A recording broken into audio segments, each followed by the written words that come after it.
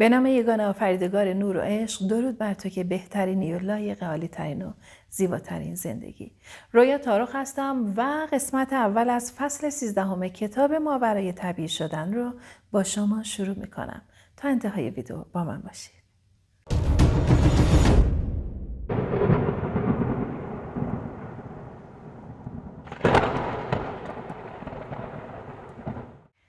پروژه انسجام ساختن دنیایی بهتر. ما در زمانه افراط و تفرید زندگی می کنیم. این افراط و تفرید هم بازتاب آگاهانه کهنه‌ای هستند که دیگر نای زنده ماندن ندارد و هم بازتاب آگاهی آینده‌ای که در آن سیاره زمین و همه ساکنان این سیاره دگرگون می شود. آگاهی کهنه از احساسات بقامحوری مانند نفرت، خشم، تعصب، ترس، رنج، خشونت، رقابت و درد نیرو می گیرد. احساساتی که ما را فریب می دهند و به ما می گویند که از همدیگر جداییم. توهم جدایی بر افراد، اجتماعات، جوامع، کشورها و طبیعت فشار آورده و میان آنها شکاف ایجاد می کند. بیفکری، بی احتیاطی، ولع و بی ملاحظه بودن فعالیت‌های بشر زندگی ما را تهدید می کند. بر پایه عقل و منطق محض می توان گفت که این آگاهی دیگر نمی تواند زیاد دوام بیاورد. از آنجایی که همه چیز در حال حرکت به سمت قطبیت شدید است، بدون شک بسیاری از سیستم‌های کنونی، خواه سیاسی باشند، خواه اقتصادی، فرهنگی، آموزشی، بهداشتی یا زیست محیطی، در اثر فروپاشی پارادایم‌های کهنه از هم می‌پاشند. این مسئله به طور برجسته در اخبار به چشم می آید، چون دیگر کسی نمی داند چه چیزی را باور کند. برخی از این تغییرات بازتاب انتخاب‌های افراد هستند، حالان که برخی دیگر حاکی از افزایش سطح هوشیاری اشخاص هستند. اما یک چیز واضح است: در عصر اطلاعات هر چیزی که با تکامل این آگاهی جدید همسو نباشد، پته‌اش روی آب خواهد افتاد. اگر تاکنون متوجه نشده اید که در زمانه ما فرکانس و انرژی در حال افزایش است و همزمان با آن دلهره، تنش، هوای نفس رو به افزایش نهاده اند، می توان گفت شما توجهی به حالت وجودی خود و ارتعاش بشر با این انرژی ندارید. گذشته از تحولات به وجود آمده در محیط سیاسی، اجتماعی، اقتصادی و شخصی جامعه بشری، بسیاری از افراد حس می کنند که زمان هم سریعتر شده است یا اینکه اتفاقات مهم بیشتری در مدت زمان کوتاهتری رخ می دهد. بسته به اینکه دیدگاه شما چگونه باشد، ممکن است این بره از تاریخ برایتان دوران بیداری باشد و یا چیزی نباشد جز یک دوره دلهره‌آور تاریخ بشر. از اینها که بگذریم، در آخر باید موضوعات کهنه جای خود را به عناوین نو و کاربردی تر بدهند. این گونه است که بشر، گونه ها، آگاهی و حتی خود سیاره زمین تکامل پیدا می کنند. این افزایش انرژی در انسان و طبیعت سوالهای زیادی در ذهن ایجاد می کند. آیا ممکن است دستانی در پشت پرده افزایش خشونت، جنگ، جنایت و تروریسم وجود داشته باشد؟ و همچنین آیا ممکن است دستانی در پشت پرده صلح، وحدت، انسجام و عشق نهفته باشد؟ و آیا دلیلی وجود دارد که تمام اینها در یک زمان خاص رخ می‌دهند؟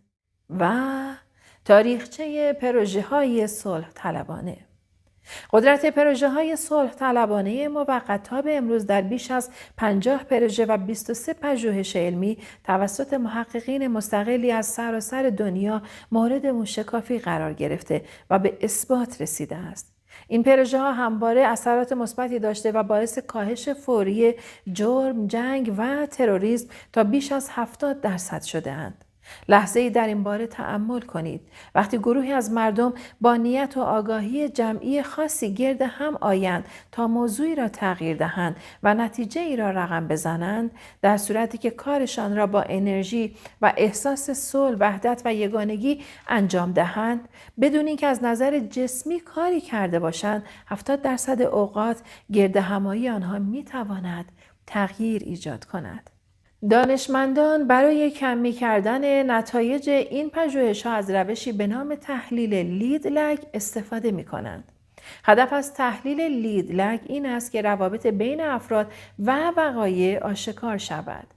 برای مثال اگر به تحلیل لید لگ یک سیگاری نگاه کنید، این تحلیل به شما نشان خواهد داد که هرچه فرد بیشتر سیگار بکشد، احتمال ابتلا به سرطان ریه در وی افزایش می‌یابد. اما در رابطه با پروژه‌های صلح طلبانه تحقیقات نشان می‌دهد که هرچه تعداد مراقبه کنندگان یا صلح طلبان بیشتر باشد و زمان مراقبه کردن آنها هم بیشتر باشد، اثر گردهمایی در کاهش وقوع جرم و جنایت در جامعه بیشتر خواهد بود. یکی از مثالهای بارز این پروژه صلح یک کشور در حال جنگ بود که طی آن گروهی از مراقبه کنندگان در ماه اوت و سپتامبر سال 1983 گرد هم آمدند تا اثر تابشی صلح را نشان دهند. در این گردهمایی تعداد مراقبه کنندگان ثابت نبود، اما به قدری بود که برای طرفین دعوا اثر فوق تابشی ایجاد کرد.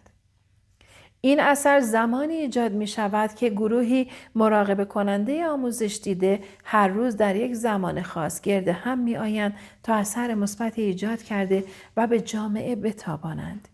این تحقیق 2 ماهه نشان داد که در آن روزهایی که درصد شرکت کنندگان بالا بود، کاهش 76% در مرگ و میرهای جنگ مشاهده می شد. اثرات دیگر این گردهمایی شامل کاهش جنایت و آتش‌سوزی، تصادفات جاده‌ای، تروریسم و افزایش رشد اقتصادی بود. سپس در دوره 2 ساله در اوج جنگ آن کشور این نتایج در 7 آزمایش دیگر تکرار شد. تمام این نتایج صرفاً با ترکیب نیت مردم مبنی بر صلح و انسجام با احساسات متعالی مانند عشق و مهربانی ایجاد می شد. این امر به روشنی نشان می دهد که هرچه آگاهی گروهی از افراد در سطح بالای از انرژی متحدتر باشد، بیشتر خواهند توانست بر آگاهی و انرژی دیگران اثر بگذارند. در یکی از 3 تحقیق برتری که تاکنون در کشورهای غربی انجام شده است، اتاق فکر مؤسسه راند گروهی متشکل از 8000 نفر و گاهی بیشتر مراقبه کننده آموزش دیده را گرد هم می آورد تا بین سالهای 1983 تا 1985 طی 3 دوره که هر یک 8 تا 11 روز طول می کشید گرد هم آمده و بر صلح جهانی و انسجام تمرکز کنند. نتایج نشان داد که در این برهه زمانی آمار تروریسم در سطح دنیا 72 ساعت کاهش یافته بود. آیا می توانید تصور کنید که اگر مراقبه و ذهن آگاهی بخشی از مطالب آموزشی مدرسه بود، چقدر سریع این اثرات مثبت تحقق می یافت؟ در تحقق دیگری که این بار در خلال سالهای 1987 تا 1990 در هندوستان انجام شد، 7000 نفر گرد هم آمدند تا بر صلح جهانی تمرکز کنند. طی این دوره 3 ساله صلح جهانی شاهد تحولات چشمگیری بود. جنگ سرد پایان یافت، دیوار برلین شکسته شد. آفریقای جنوبی در راه ریشه‌کن کردن آپارتاید گام برداشت و حملات تروریستی کاهش یافت. آنچه سبب تعجب همگان شده بود، سرعت تحقق این تحقیقات جهانی بود. در سال 1993 از 7 ژوئن تا 3 ژوئیه حدود 2500 مراقبه کننده در واشنگتن گرد هم آمدند و طی یک آزمایش به شدت کنترل شده بر صلح و انسجام انرژی منسجم تمرکز کردند.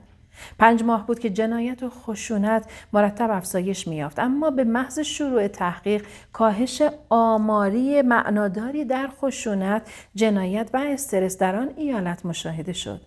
نتایج این واقعیت را نشان می‌دهد که اگر گروهی هرچند کوچک از مردم با عشق و با هدف گرد هم آیند، می‌توانند تأثیرات آماری معناداری بر جمعیت بگذارند.